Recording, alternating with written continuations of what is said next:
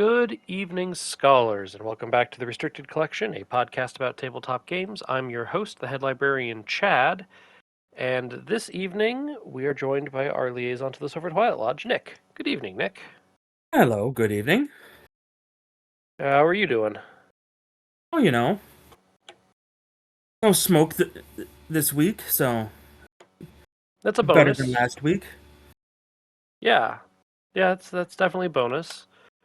Well, on the subject of international smoke, hey, do you want to talk about traveling the world? Sure. So, dear scholars, I want to be clear about this. I am not on the Iron Man team, but the Iron Man team is nice enough to put up with me and some of my ideas. But the Iron Man team has put together a wonderful resource for people who are participating in this year's Iron Man for the TSK. Uh, Dedicated listeners will know that Nick and I already did our Iron Man for TSK. That has been recorded and posted for people to listen to if they'd like. We won, I will say. Huzzah. Huzzah. And then, but in preparation for the upcoming Iron Man, there is an entire page on arkhamcon.org. So if you go to arkhamcon.org/Ironman, you will find all of the Iron Man resources. So this episode's really just going to be us walking through the resources and the information provided and giving some commentary on it. But the short version of this is go check out the website, sign up for Iron Man, get a team, pick a route. All right. So this year for Iron Man, the convention will be open for 12 hours. So I do like the title at the top of the page, Iron Man, Around the World in 12 Hours. So the Scarlet Keys Iron Man, let's start with what is the Iron Man? The Iron Man is an old Mythos Busters tradition where teams of players will take on an entire Arkham Horror LCG campaign in a single day. It's a lot. It's basically speed running the entire the entire campaign. So last year because we were trying not to like interrupt the Mythos Busters track of how they've been running them in sequential order, we backtracked to the return to Path to Carcosa last year, but now we're back on the main track for the Scarlet Keys.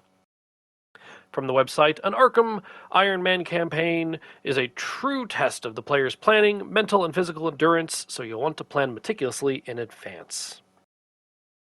I think that's not unfair. No, it's not. Um, this is not a casual kind of event. No, and don't have this be your blind run. That's a terrible idea. No, never do Iron Man blind, and don't casually try and do an Iron Man. One does not casually Iron Man an Arkham Horror campaign.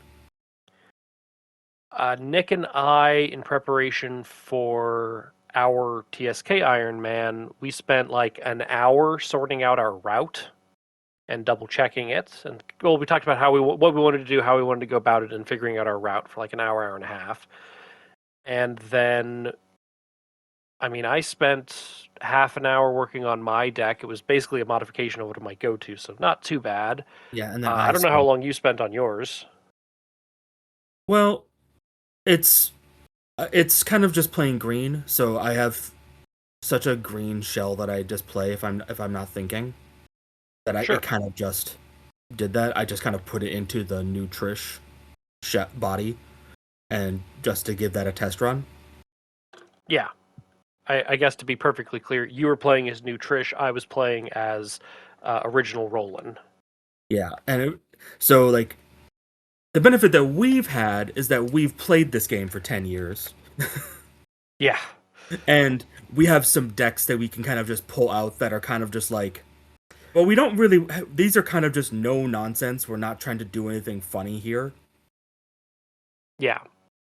I ended up doing something a little funny, but that's just because the Beard's cards are a little too tempting, and I will bite that fruit almost every single time. It worked. It worked out well. But it was a modification kind of done at like pretty much made on game day because it was not the list that I gave you to set up for me, and then I kind of just made changes at the last minute because we Yep. decided that we were gonna play with some fan design cards. Yeah. The general word of advice that I've gotten from people who play on game day is bring your deck. Don't bring your collection. Just bring the cards you like. Most people plan out their upgrades. I would Uh, recommend doing that, and I like both Arkham DB and Arkham Build, which I think are two of the biggest deck builders, and Arkham Cards. Right, those are the three big like deck builder yeah. like things. All of those have like a side deck function, I believe. I know two of them do. I I don't know Arkham I Cards. can't imagine why they all three wouldn't. Yeah, and to me, just I would just for your if you want to like know what your deck list is, just think about all possible upgrades you might want, and put it in the side deck, and then just bring those cards with you. Yeah. It'll let you Absolutely. adapt to your team and however you feel like your campaign is going and what you need to like kind of go into. Like just bring yourself options because you don't want to just a path for upgrades. You want to give yourself options because you're gonna be I don't want to say upset, but you're gonna be maybe frustrated that you can't pivot as easily because you don't have a full collection. So give yourself options so that if you feel like, oh well, I think maybe I also need to help out with clues because maybe we're doing fine on enemy management and I need to also be able to flex and get some clues too to help us go faster. Yeah. Um, if that's what you feel because you want to get to the end and you feel like scenarios are taking too long. Yeah. Something that the article or the web page gets into, but also that we specifically did is both of our characters were doing fairly straightforward things. Yep. Brain burn is a real concern. Um, Yep. the example that they give is sure, you may love to play your 50 card Mandy Thompson deck that involves every search card you can find and is shuffling your deck multiple times per turn. But over a full campaign, that's a lot of shuffling, that's a lot of micro decisions. Whatever you can do to reduce the amount of decisions you have to make, do it. Yeah. This is why I say this is not like a casual thing. In more magic terms, you kind of want to be kind of as spiky as possible. You're kind of really not doing too much flash. Yeah, Maybe try if you think something's a fun little like gimmick that you want to put in, or you think this is a neat idea, and it works pretty well, but it's not going to make too many crazy decisions for you. Go for it. But yeah, I recommend doing something functional, fairly simple, and just kind of upgrading your efficiency and not really worrying about splashy cards. yeah. The way that I always describe my Roland deck is I get set up and it goes burr. It just burns through the scenario. It just sprints through it because that's how that deck is designed to go. It's lets me focus on what tasks are in front of me and not on how I'm going to accomplish those tasks necessarily. Yeah, and Uh, I was to say, and as people might know, based on any reputation that I may have garnered throughout this podcast, that is not. I am not like this. I do not necessarily come across as like a particularly spiky kind of player. Until you tell me that it's time to knuckle down and do it, and then I will. yeah, But that's if I, and mostly just because like I don't like it because that's just math. Like anyone can math out a deck and kind of figure that out. sure. If you've been playing a game enough, and eventually those kind of shells just kind of can get put into whatever colors fit the shell. And that's just not interesting to me. So I tend to not. I like to explore the deck building more. So Yeah, I'll come up with weird ideas. They'll fail, and in the failure, it'll be a fun little dumpster fire to watch. Uh, yeah, but outside of the weird thing I was doing with a couple of cards in the Trish deck, that deck was just efficiency. yeah. It was no nonsense. Like I'm evading, I'm moving, I'm cluing. Let's go. Yeah, it was just there's no questions here. both of us are going to be able to get clues, and we are neither of us are going to be stopped by enemies, and neither of us will be able to be like we no neither one of us on this. We were both so independent. We didn't need to be near each other. We Yeah. both could separate and just accomplish tasks. Both of us could get clues. Both of us could clear concealed cards. Like it Yep. wasn't really like, oh, who's gonna do this? It's like, no, we are now effectively a collective pool of 6 actions. How do we accomplish? Yeah. Our Iron Man for 2 people took us just under 6 hours, if I'm not mistaken. Which, if you multiply the amount of people we had, two by, and add 2 more people to it, so you'd have 4 people, that means we would have done it theoretically in 11 to 12 hours, which is the time span for the Iron Man. The advantage of more people is there's a little bit more downtime for you to cool down and, like, you know, someone's going to be taking their turn. You can, like, hand your deck off to somebody and go get something to eat or take a quick break or something. Like, we took breaks in between scenarios. In But in 2 player we didn't really have that option because we instead focused on burning through the scenario and taking the break in between. But Mhm. in a 4 player game, you're going to have to balance who's getting food at what time, who's doing what at what time. And if you come with a full team of 4, great. If you sign up as a single or double, the Iron Man committee will figure out a team for you. And I do want to also note, as I'm reviewing the article, hey, bless and curse decks.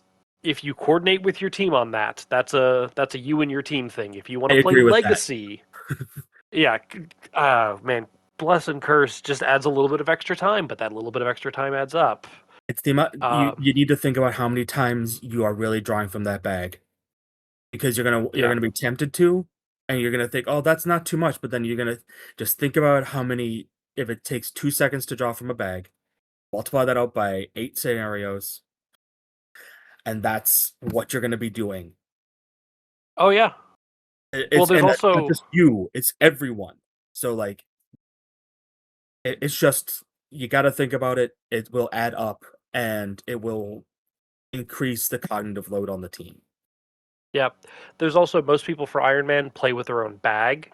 So that means if I added 2 curses, then everybody at the table has to add 2 curses to their bag. And then if I or a different player removes curses, then there's time where everyone's digging through their bag to get curses out.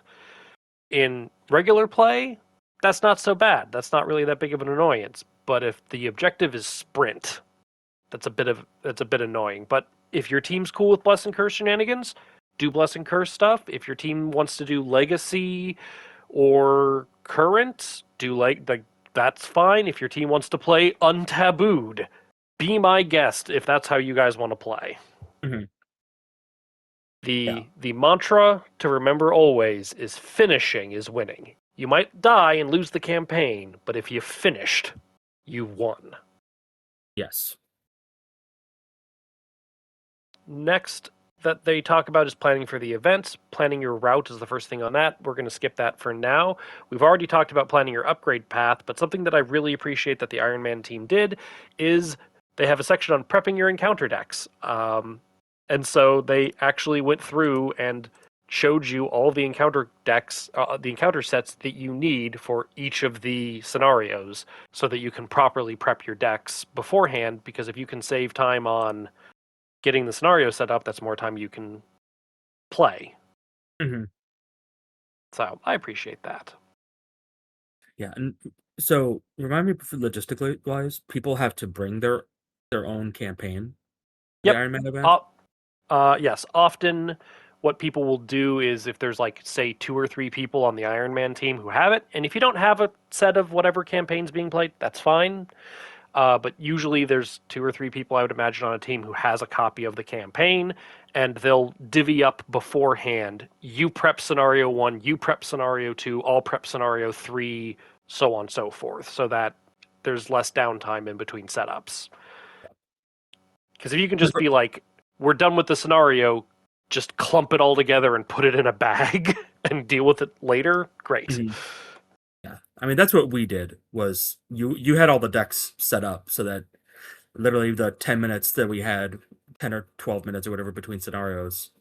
Like it was, we just kind of grabbed our upgrades. We chatted about what we maybe needed, and if we didn't have anything in particular, we just upgraded our decks, and Yep. then we prepped the scenario, and then went rolling into the next one.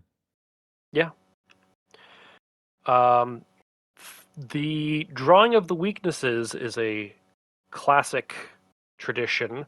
So there will be a giant deck of all of the weaknesses, and for our Iron Man, I was approved by the committee to administer our own weaknesses.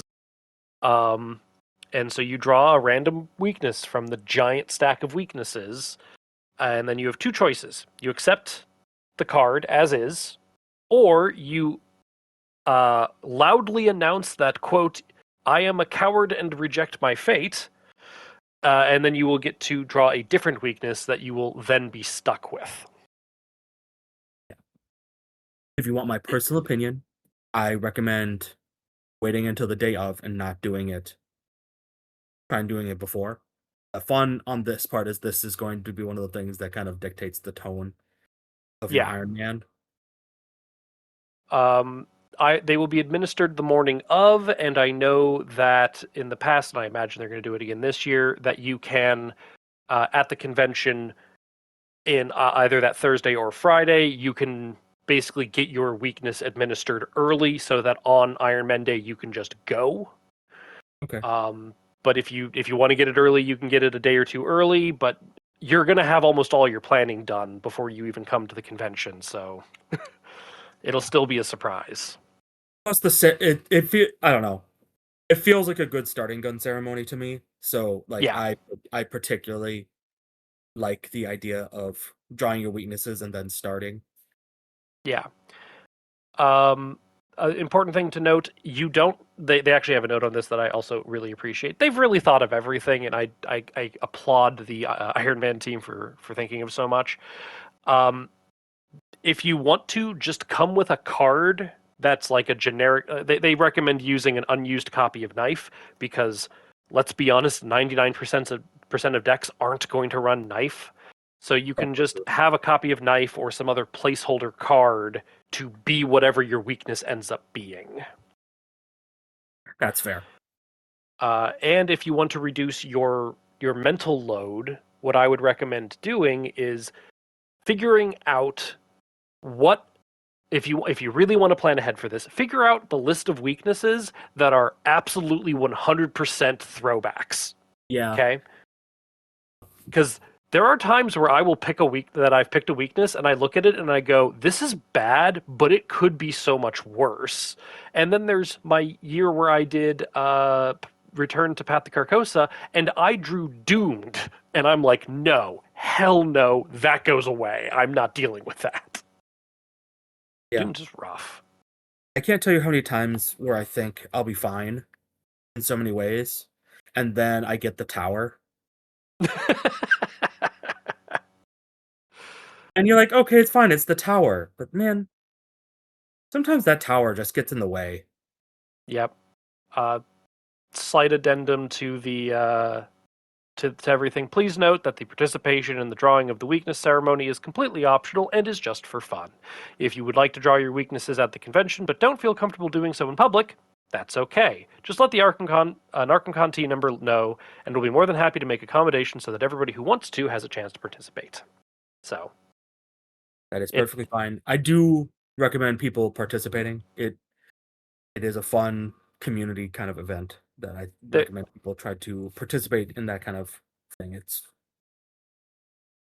It is just for fun, so no one's going to judge. no. In fact, there's such a sense of like commiseration over like I'm a coward and reject my fate, and someone's like, "What did they throw back? Oh, they threw back Doomed. Good choice." Like, Stuff like that. yeah, it's just one of those things. Like I recommend it. It is everyone will be there, and everyone is going to have that choice of being like, "Man, that really does suck, but can I just bear with it?" And then there will be some people who draw doomed, and then they won't throw it back. And so you get to watch the crazy people walk away, and that it's just one of those kind of just fun things that you just get to experience with everyone. Agreed. There is a that is the one thing I slightly am like I play the Iron Man ahead of time because it's I play it for promotion, I play it for the ultimatums, which we'll get to, and I play it so that I can do the Iron Man, but also be around to run the events during the regular convention and because I've got enough brain burn going on with other things for the You're convention yeah, that I don't need the Iron Man on top of that. you are technically con staff, so like it's hard Yeah, for you to also get to participate. yeah. There and most con team members, I want to say, will be participating in the Iron Man at the convention, but there are a handful of us who, for one reason or another, just like, yeah, no, we'll sit out, we'll be in charge of other things, we'll make sure that you all can do your thing. But yes, consider your decisions, but keep moving forward. Don't get stuck on analysis paralysis or discussing all the possible ways you can deal with whatever horrors the mythos deals to you. Yeah. Peril cards. That's actually another really important thing to note. Figure out for peril cards that might come up if there is just a go to decision. This is not so important in TSK, but I remember during the Dunwich Iron Man, there's the card where it's like pick two stats or is it no it's in Dream Eaters it was pick a stat and everyone gets -2 to that stat, and then in Dunwich there's the pick an action, you can't do that action, and those are peril cards. But if you as a team collectively talked about, yeah, for general purposes everyone should always pick blank, then Yeah. that just one less decision you have to make, less time you have to spend thinking about it, and less time you sit there. It does not mean just to do that. It just means that if there might be you just want to know maybe when you'd want to pick something else, and based on the Yeah, decks, what is probably the one that you're going to be likely to gravitate towards, and yeah, then just analyze the situation. So yeah, it doesn't mean not think. You have this is not we are not necessarily trying to maximize every bit of your time, but it is best to just kind of know. So I recommend talking about that during like encounter deck setup and when you're setting up each scenario. Like if the people who are prepping those cards look if you know where the peril cards are, maybe come prepared with those questions that you can everyone can talk about. yeah. It's um, it's it's a lot. Like it's fun, and the whole point of this is to have fun. And so, if we're going through this and you're like, this doesn't sound like fun, then maybe don't do it. But it is. We're also It's a coming across a little more dry. Like we yeah, didn't do this ahead of time, and you can hear us in our Iron Man run talk about peril cards after they happened. yeah, 'Cause I know we had ones where we just ran into them, and then yep, after one of us had to make a decision, we then kind of talked about what would be a good decision probably for various things, yep, especially considering that some of the ultimatums will modify what decisions you maybe want to make yeah, for some of the peril cards. and yeah. That's just kind of a general thought in my mind. Yeah. Before we get to route planning, um, let's briefly talk. This is something that I'm once again thankful that the Iron Man team is allows me to do. But every for the past couple of years and for this year as well, I have created an Iron Man trophy. So for everyone who participates, be it in person or digitally, if you play digitally, just message me, let me know. I'm happy to mail them out to you. And there's a participation trophy. If you just play through the Iron Man, you have earned the participation. You don't have to win because, again, finishing is winning. If you die in a glorious fashion, you still won. That said, I also, for the past couple of years, have been offering an ultimatum trophy, an extra trophy that if you do something more, you can get. And it's just for fun. Again, this is just to give a wrinkle to the decisions, to just make it a little spicy. For the purposes of our Ironman that Nick and I did, we played with all of these. If you want to take on an Ironman ultimatum, you don't have to take on all three. You just have to take on one. And I will, much like a nefarious devil, be offering this bargain on the morning of the Ironman to anyone who so chooses to take me up on it. And I want to be clear about this. If you take it, great. If you don't take it, great. My goal, I want everyone to have fun. That said, I encourage people to at least consider it because I keep every year just the tables that take it, I hear just such interesting stories from them of like just they'll tell me like, "Oh yeah, because of the ultimatum this situation happened and it was like they had to deal with it in a special way and unique way that just wouldn't have normally come about in the campaign." So if that sounds like fun to you, I would encourage you and your team, because you have to take it as a team, to consider taking one of them. So, the Iron Man ultimatums this year. Please note that there's an overarching kind of like implicit one. I didn't want people to just be able to cheat the system and just play London and then Tunguska. So, by accepting this ultimatum, your team agrees to play the TSK Ironman, playing at least 6 scenarios, and with at least one of the following Ironman ultimatums. So, what that translates to is you're going to play Tunguska and you're going to play London. You just need to play 4 other scenarios. I don't really feel like that's a big ask. No, it's not. In fact, If I probably recommend you play at least 4. Less is yeah, dangerous.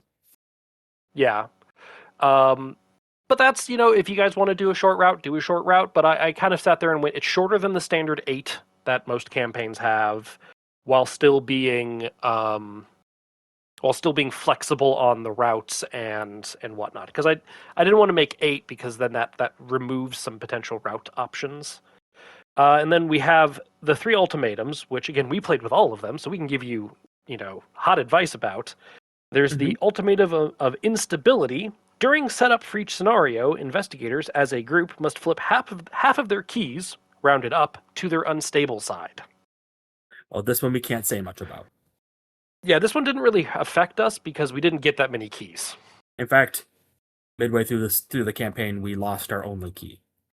Yeah, I think we only had 2 keys at one point. I think the most we ever had was 2. By the end, we had 2. Yeah, but it's not so bad if you're doing a pro coterie run or a high trust run. That one will be more.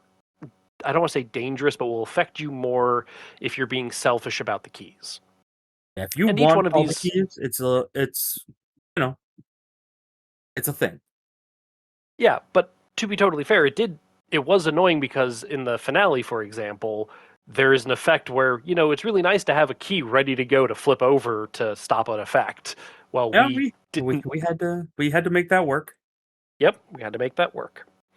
Ultimatum of Deep Shadows. The first time each round, investigators resolve the concealed keyword on a non-elite encounter card. Increase the concealed value of that card by 1.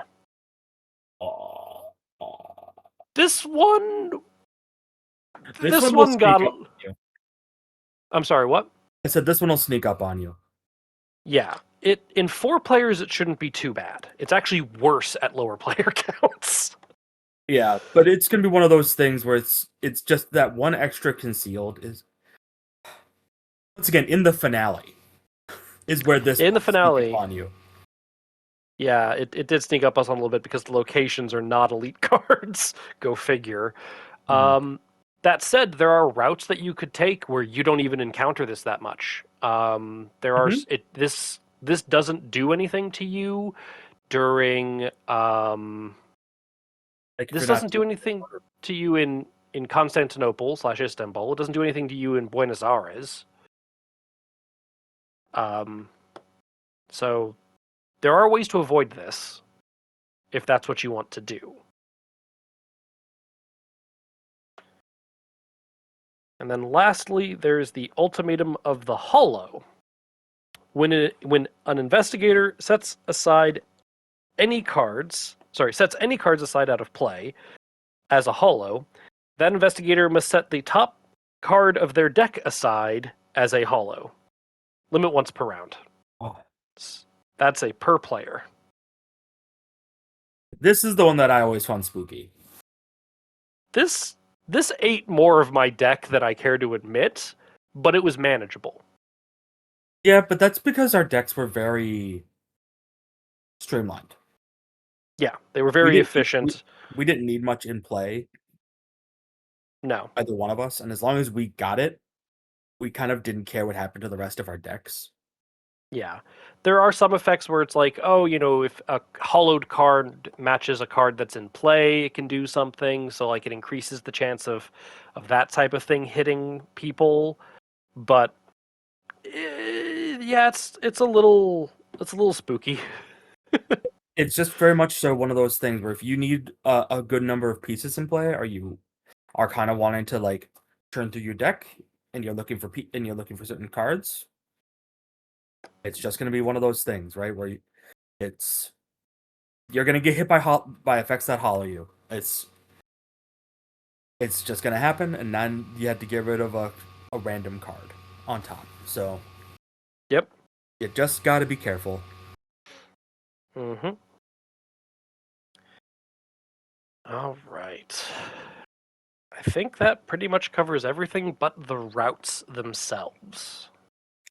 Yeah, just a quick, just a quick little note that I just wanted to bring up because I remember when back, I think it was in January when you brought up the Iron Man originally, like just saying because you were talking way back when about it and what it was going to be. Yep. I think because we were going through the Scarlet Keys, Oh yeah, we would have been at the time. and then I just kind of brought up casual, like if you wanted company to play it, and you're like, yeah, well, but we'll be playing through with all the ultimatums, and I just gave you a look, like that's gonna scare me away because I'm already doing an Iron Man.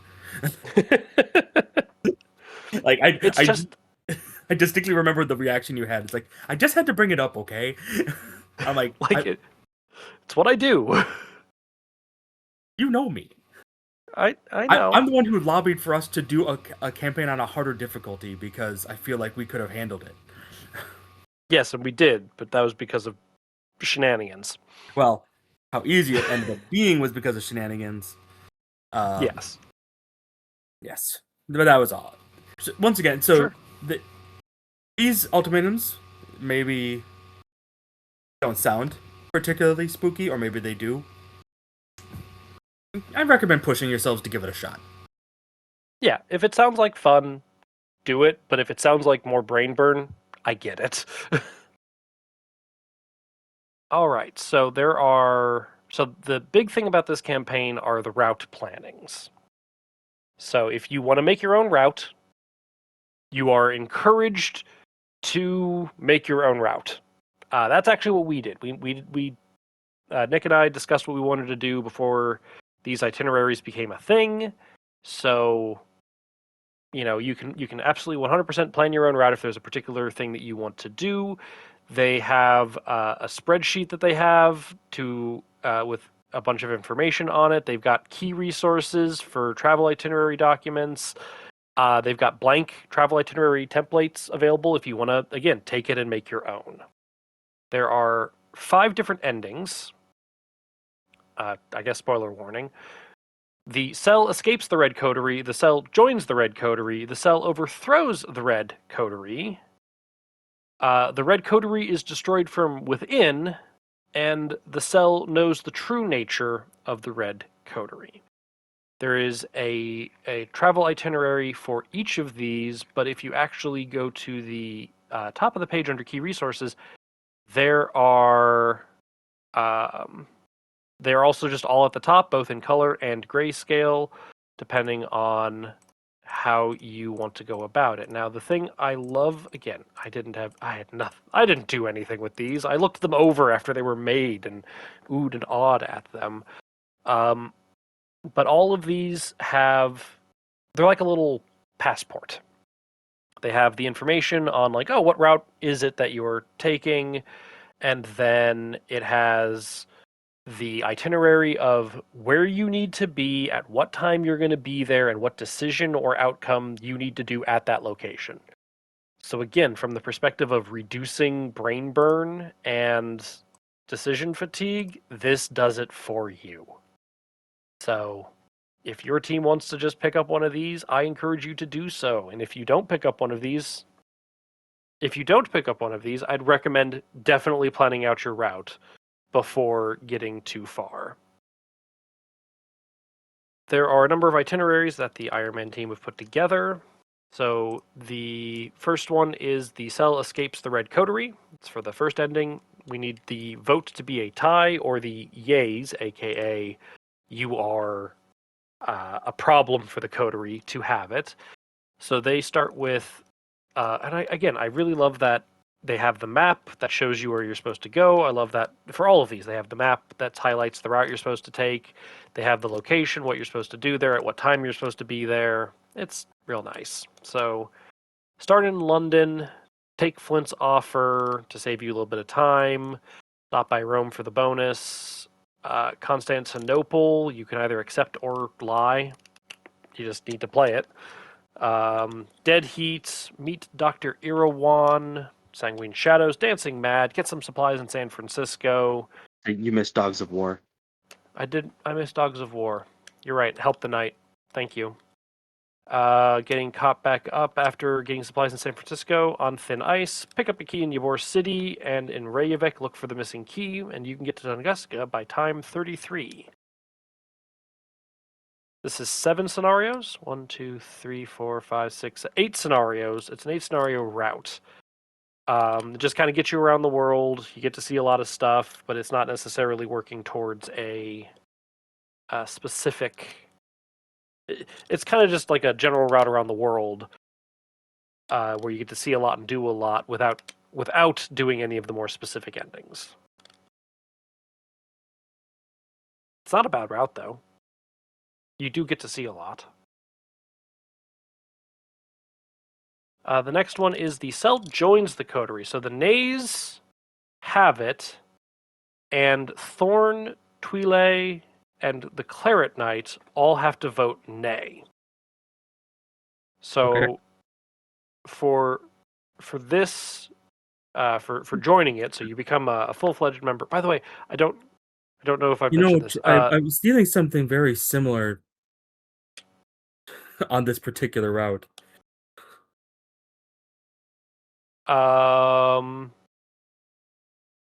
Yeah, this isn't dissimilar to our route. It's close. Where we hit Moscow first after London and then cut over to Anchorage. But the next scenario that this route plays after London is Anchorage. So Riddles and Rain, cut through Bermuda, hit up Anchorage for On Thin Ice, get intel in San Francisco, which you will need for Dead Heat, which is after you play Dancing Mad. Rome gets you +1 resource on the next scenario. Dealings in the Dark after that, refusing the offer. Because I guess you don't need to make friends with her. Alexandria, help the knight because you need to get him on your side. And then you'll have enough friends to speak to Masai and get the key. Go to Ybor City, go to Reykjavik, and then you can finish at 34. And I do love this. They have a little asterisk that says, you will time out before reaching Tunguska if you find the missing key in Reykjavik. That's They've fair. accounted for it. Not a bad route. It's a good route for joining, and I mean it starts off similar to what we ended up doing, but This will get you the votes because we it will had to get you do the votes. because for our route we did all the math on how we could get the votes that we wanted, and like just from seeing all this, I'm like, yep, this will get you the votes. Yep. Ending number 3, the cell overthrows the coterie, which is what we ended up doing. So the Yes. nays have to have it, and La Chica Roja, Ija, and Desi all vote nay. So in this route, hold up. In this route, yeah, they have the they go about it. You don't. The thing that we learned is you don't actually have to do dealings in the dark to Yeah, get EJ on your side, yeah. That this is the one thing that I would recommend. Dealings in the dark is a very tricky scenario, and it can go long. and it can go long, and it can go against you pretty hard. Yeah, So, and you don't need it for various things. Egypt will always be on your side if you never talk to her. yeah. But so this goes for Riddle Rain gets the intel in Moscow, which is important, You need to get it. and it, or yeah, if you want to make sure you get you don't have to do the 50-50. Goodness, I've gotten burned on that. Dealings in the dark, accept the offer. Dogs of War help the night. Meet Dr. Irawan in Rio de Janeiro.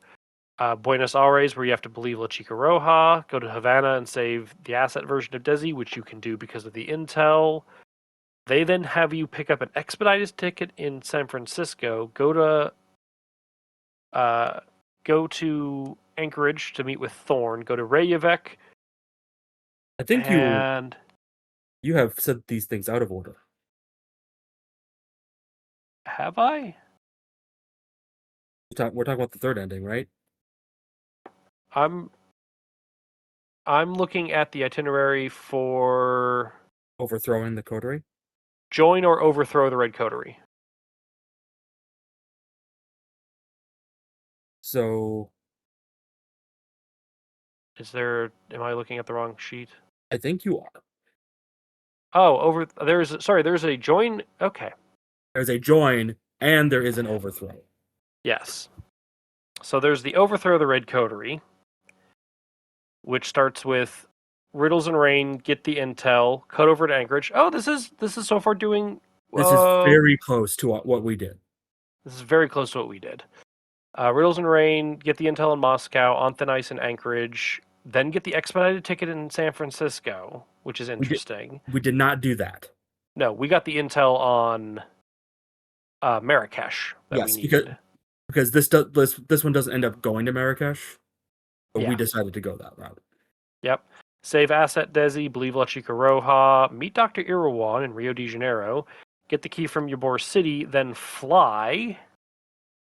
No, go to San Juan, then fly to Nairobi.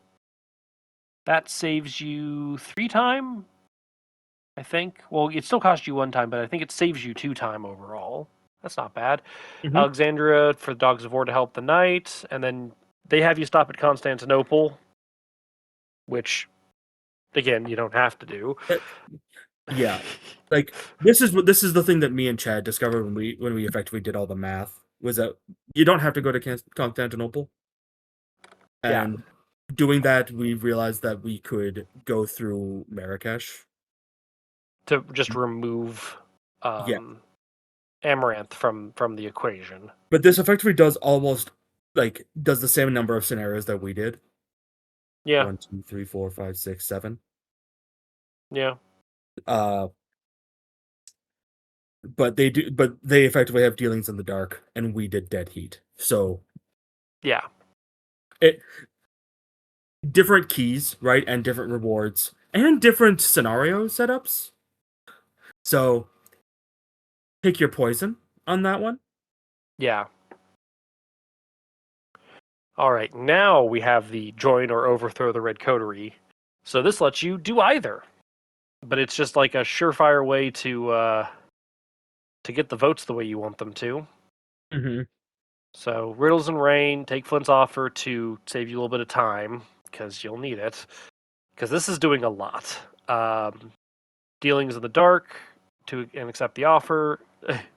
Again, not to undermine the Iron Man team, but yeah, you can skip Ija. She's fine. She'll vote on your side no matter what, as long as you don't lie to her. She's just really trusting. Just as long as you're good to her, she's good to you. Yep. Dogs of War help the night. Meet Dr. Irawan. Sanguine Shadows, where you have to believe her. Save the asset version of Desi, which you can do because you stopped at Moscow. Get the ticket from San Francisco. Go talk to Thorn in Anchorage. Go to Reykjavik. to look for the missing key. Then we're looping back down. Sorry, I'm looking at the map and trying to figure out where the flight's happening. Mm-hmm. Sorry, then go to Kabul, looking for missing key, skip if you've been to Reykjavik. Nairobi to speak to Masai, who will be on your side by this point. Go to Ybor City, get another key, and then you will time out before the end of this, so you'll just be shunted over to Tunguska for the Congress of the Keys. Mm-hmm. They But do. that's fine. The team seems to be trying to maximize the keys that you get as well.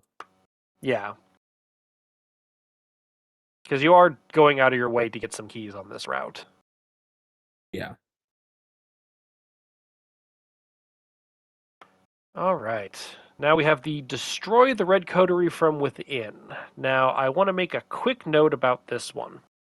This is the only itinerary made by the Ironman team that does not have you hit 6 scenarios. So, if this is the itinerary that you want to use, and you want to take on an Ironman ultimatum, you will have to add a scenario somewhere. Shouldn't be too difficult. I don't think it'd be too bad. But I'm just saying, you gotta add one somewhere. Yeah, well, this one doesn't run out of time. Yeah, you've got time. It To get gets you to Congress. so you can just find one somewhere. Yeah, take a detour to Marrakesh. Yeah, Everyone's favorite scenario, Marrakesh. I like Marrakesh. I do too. So the thing with this one is Riddles and Rains. Then you go to Stockholm to appreciate the architecture. I do love that. Stop at Moscow for the intel. Then head directly over to Havana to use that intel. Stop at San Francisco to get the expedited ticket. Go to Anchorage to see Thorn. Get the key that you will then be at time for at Ybor City. Meet Dr. Irawan in Rio de Janeiro. Hit up Sanguine Shadows in Buenos Aires. Visit Perth. Using the expedited ticket to save you a bunch of time. And then Manakwari to pick up Dr. Irawan and get the key there. Because you need to finish her quest before for this. Hit up Bombay for 2 XP, Kabul for the missing key, and then, Congress of the Keys.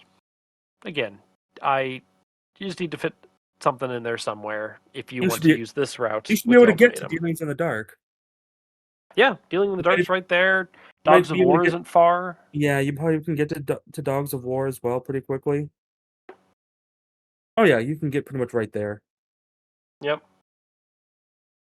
So, this is the one that I was the most interested to see how they do. The goal is to know the true nature of the Red Coterie.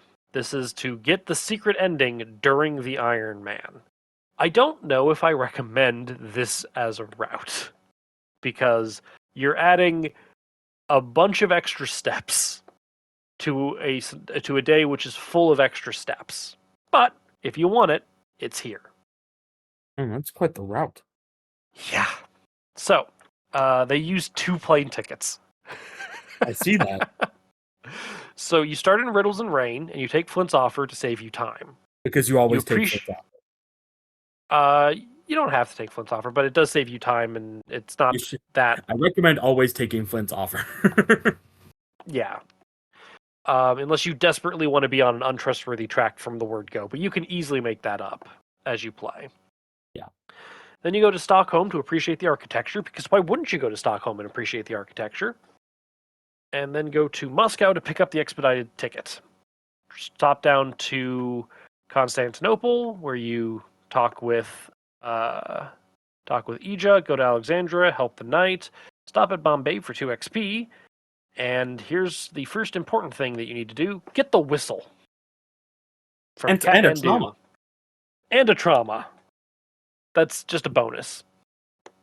Then you need to do the Perth. You need to go to Perth to start talking to Dr. Irawan. And then at this point in time, go to Sydney so that you can reopen London, because that's how you get places. So then you can use the expedited ticket to get from Sydney directly to London to tell Agent Quinn the truth. and then stop in Rome so that you can open up the Bermuda Triangle. Okay. This is just a fun little thing. Then you go to San Juan, look for the missing key, and then while at the Bermuda Triangle, you will play the secret scenario without a trace. Then you stop over in San Francisco, pick up the expedited ticket, go to Anchorage to play on thin ice, and then use the expedited ticket. You can go look for the key if you want to in Kabul. And then you skip if you found the key in San Juan, and then you can go to the Congress of the Keys. There is a note that you will time out before reaching Tunguska if you find the missing key in Kabul. That's a fun route. Yeah. Next time I play, or next time we play, this is probably the route I'm going to take. Seems But fair. I'm glad this exists not just for the Ironman, but for like what I just said of like, oh, I can just take a route and just know that I'm going to hit the bullet points I need to hit. Mm-hmm. So, whatever you and your team decide, I wish you the best of luck on your travel plans. I think that's really it for the Iron Man stuff. If anybody has any questions. Oh, yeah. There are 12 voting members of the Coterie, 13 if you opt to play the standalone scenario, Fortune and Folly. Which you can do if you want. I was so tempted to throw Fortune and Folly into ours. We could have. We could have. We we were right there. Yeah, the problem is it wouldn't have gotten us towards our goals. And that's the main reason that I didn't want to. But I do love that standalone scenario. Yeah, it's good. But yes, if anybody has any questions about any of this, feel free to reach out to me. I will probably direct you over to the con team. Feel free to reach out to the con team. When I say the con team, I'll probably reach out to the con team, but we'll probably direct you over to the Iron Man team, who will be able to more directly answer your questions. But it's a fun time. It's a very different way to play, but it's a very fun time. I encourage people to try it. Yeah. Give it a try once. Yeah, I say give it a try once. If you've already tried it and don't like it, so be it. But if you haven't, give it a shot. Yeah, it's the easiest or the best comparison I've ever heard anyone give is it's like speed running a video game. You're not caring about the plot. You're not caring about. You're just like flexing over your knowledge and understanding of the campaign, and just sprinting to get it done as fast and as efficiently as possible. Yeah, So, it's also a good teamwork exercise, which is a lot of fun. Yeah, being able to bounce off of other people and work together to get everything that you need to done in an efficient and timely manner. Yeah, just because like fun. Those tentacles will come up exactly when you don't want them to, and then you're like, okay, well now how do we do all this? Because now there's an extra time pressure that you won't feel at first, and then it will slowly start to weigh upon you because you won't realize that it's been 3 hours and you haven't had anything to drink in 2. Yeah, take breaks. I know that sounds counterintuitive, but like, in the 5 minutes or 10 minutes between scenarios, take a break, walk around, get a drink, grab some food. If you're done with your turn and it's going to be use the restroom. If it's your turn and you finished and then it's going to be someone else's turn for a hot minute, go get something to drink, refresh your water bottle, hand your hand to somebody else so that if anything needs to be done, they can do it for you. Because it's important to take breaks. Yeah, I do. This was kind of mentioned on their website, and I believe the game center does allow outside like food and drink. We will have food trucks. Even better.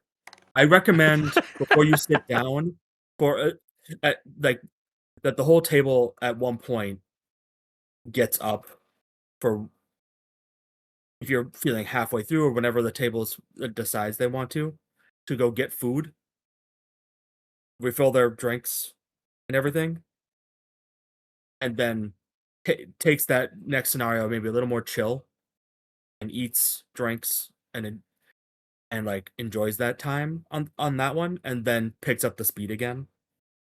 Like Yep. you, you've got 12 hours. You got to pace yourself. It both sounds like a lot of time and not a lot of time, but you have plenty to get through between 6 and 8 scenarios, Yeah. which is what I would expect most people to be running through, unless you're crazy and just want to do like 3. And I love you for doing that, but Yeah. More power to you. I don't recommend people doing it. Yeah. The finale might be one of the easier finales, but that's still not necessarily. It takes time. It's not a pushover. It's a pain in the butt finale though. Yeah. Like it's easier because of the amount of like prep time and other things you've done throughout the campaign. Yeah. Also, I'm not I'm not gonna say that this is for sure going to be a thing again, but in the past there have been people who have brought alcohol and gave out shots while people were waiting to get into the game center before Iron Man. Respect. So, yeah, no, you can get a shot of Malort, or at least again, I don't want to volunteer people to do that again. If it happens Well, again, great. If not, so be it. But last year, you could get a shot of Malort before going into Game Center for Iron I Man. too also like to taste my defeat before I start playing a game. Bottle And defeat I in was seconds. walking up and getting set. I got in early because I need to set up and everything, and I was like, yeah, I'll take a shot for the road. Is it the worst But drink I've ever had? No, but it's pretty close. I there's a friend of ours who lived around Chicago for a while, and he sold me on Malort as a bitters for like martinis and other things as a component in a larger drink. Yeah. And I like it as that. Uh-huh. It's hard to take shots of for me. Yeah. But that's what people do in Chicago. Yep. Yep. I don't even really fault them for it. I get it. Sometimes you Yeah. just need a drink, and you just need to have it slap you in the face. Yep. Sometimes that's just what you need. And if that happens again this year, I'm sure people will have a grand old time. Malort's kind of become like a Are there recurring theme and joke at the convention. are there Chicagoans that come? There are, well, it originally started off as, at least in my recollection, I don't know if this is true or not like fully true or not, but at least in my recollection, it started off as there was a conversation about people like, oh yeah, everyone can, like, people talk about bringing various alcohols from like their neck of the woods to the convention, and then after the Iron Man, like partaking in like a variety of local flavors, basically. Yeah, that is. I have done things like that before, and that is a fun time.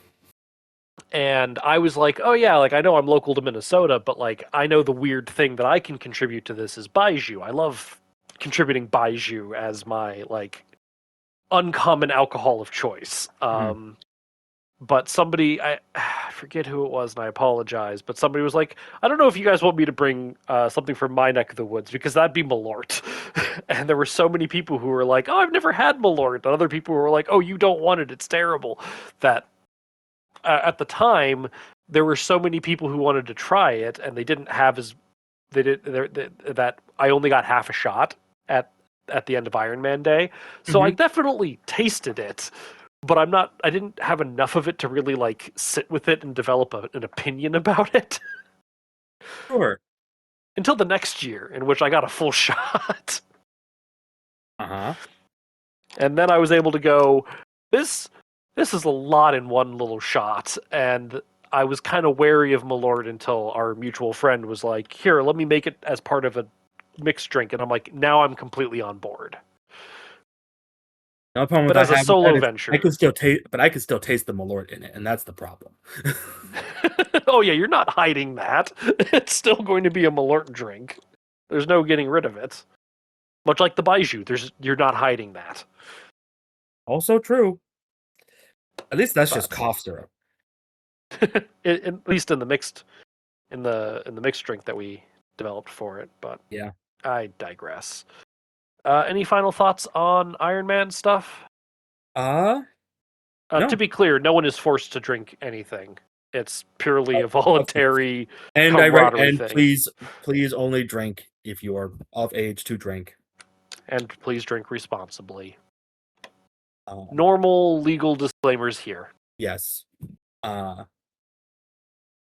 But otherwise, no. Have fun. Pace yourselves. Remember, there there aren't any actual trophies at the end for doing the best or anything, but finishing is winning. So sometimes you just do it to say you did it, and you never have to do it again. Yep.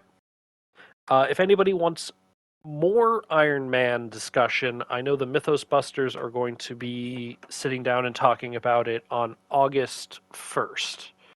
So you can listen to it live then, or they're good about posting it shortly thereafter. So they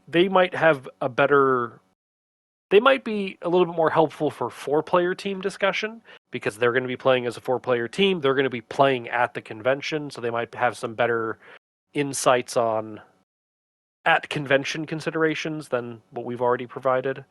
So if anybody's interested, that's available.